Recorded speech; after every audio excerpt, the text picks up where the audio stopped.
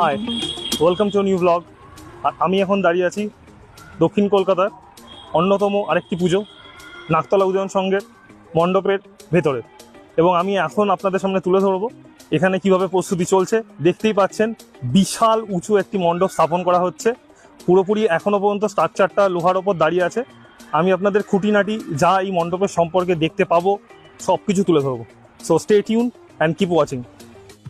প্রথমেই আমার যেটা চোখে পড়লো, এখানে একটা স্লোপিং এর মতো করা আছে যেটা মণ্ডপের দিকে উঠে যাচ্ছে, এবং ঠিক তার পাশেই কিছুটা দূরে স্টেয়ার কেসও করা হয়েছে।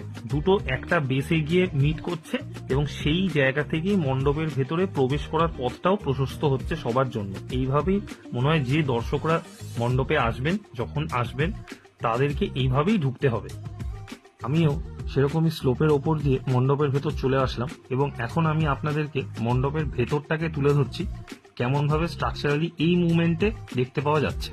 দেখতেই পাচ্ছেন একটি গোলাকারকৃতি শেপ দেওয়া হয়েছে, এবং স্টেডিয়ামে যেরকম বসার জন্য স্টেপ করা থাকে এখানেও সেরকমই করা হয়েছে।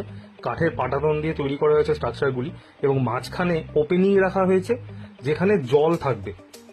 ওপরে যদি আমি ক্যামেরাটা জুম করি, দেখতেই পাচ্ছেন একটি স্পাইরাল সিঁড়ির মতো করা হয়েছে যেটা নিচের দিকে নেমে আসছে, এবং সেই ওপর থেকে নিচের দিকে যে নেমে আসছে, নিচে যখন আমরা দেখছি সেখানে একটি চামচাকৃতি স্ট্রাকচার তৈরি করা হয়েছে ইটের গাঁথনি করে, এবং এর চারিপাশটাই জলে পূর্ণ থাকবে।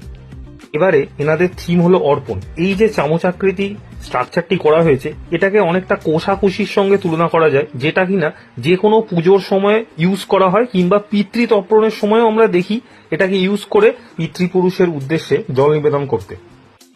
থিমের বিষয়ে জিজ্ঞেস করাতে ওনারা জানালেন, মহাভারত ঠিক কর্ণ দানবীর কর্ণ বলা হয় কারণ সে দান ধ্যান করতো। সোনা মানি মনুষ্য সবসময় দান ধ্যান করে এসছে। সে কোনো সময় পিতৃপুরুষদের উদ্দেশ্যে জলদান করেনি। সে যখন মারা যায়, স্বর্গে যায়, তখন তাকে ওই সোনা মানিমণিক্য খেতে দিয়েছিল।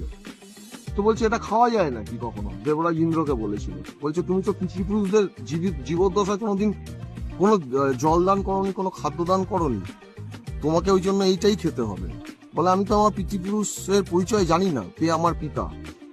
তখন বলে তুমি সমগ্র পিতৃপুরুষের উদ্দেশ্যে, সমগ্র জাতির উদ্দেশ্যে তুমি জলদান করো। তখন 15 দিনের জন্য তাকে আবার স্বর্গে পাঠানো হয়।